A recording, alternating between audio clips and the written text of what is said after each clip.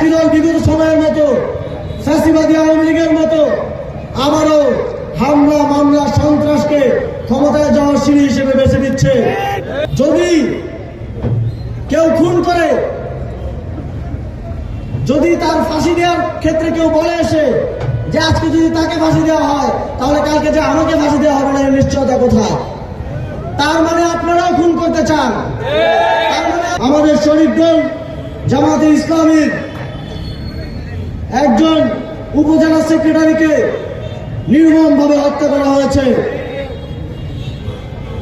আমরা দেখছি একটি দল বিগত সময়ের মতো ফ্যাসিবাদী আওয়ামী লীগের মতো আবারও হামলা মামলা সন্ত্রাসকে ক্ষমতায় যাওয়ার সিঁড়ি হিসেবে বেছে নিচ্ছে। আমরা তাদেরকে হুঁশিয়ারি করে বলে দিতে চাই, এবার 11টি দল ঐক্যবদ্ধ হয়েছে। বাংলাদেশের মানুষ ভোটাধিকার প্রয়োগের জন্য ঐক্যবদ্ধ হয়েছে। তাদের এই সন্ত্রাসী কার্যক্রম আর মেনে নেওয়া হবে না। আমরা আপনাদেরকে নিশ্চয়তা দিতে চাই, ভোটের দিন কেন্দ্রের সুষ্ঠু পরিবেশ আপনারা ভোট দিতে পারবেন, সেটা নিশ্চিত করার জন্য 11 দলীয় জোট আমরা সেখানে উপস্থিত থাকবো।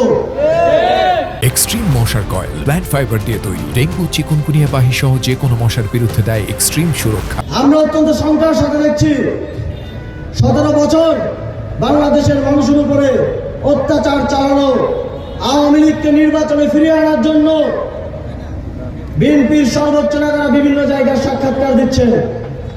আওয়ামী লীগকে রাজনীতিতে ফিরিয়ে আনার জন্য তারা বলছেন যে আজকে যদি আওয়ামী লীগকে নিষিদ্ধ করা হয় কালকে যে আমাদেরকে নিষিদ্ধ করা হবে না, এর নিশ্চয়তা কোথায়? যদি কেউ খুন করে, যদি তার ফাঁসি দেওয়ার ক্ষেত্রে কেউ বলে এসে যে আজকে যদি তাকে ফাঁসি দেওয়া হয় তাহলে কালকে যে আমাকে ফাঁসি দেওয়া হবে না, এর নিশ্চয়তা কোথায়? তার মানে আপনারাও খুন করতে চান।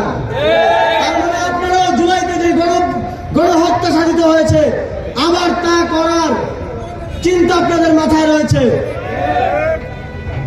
সন্ত্রাসীকে যদি শাস্তি দেওয়া না যায়, আপনারা যদি সন্ত্রাসীর পক্ষে দাঁড়ান, তাহলে আমরা মনে করব 17 বছরের যেই নিপীড়িত হওয়ার গল্প আপনারা শোনান সেটা ভুয়া।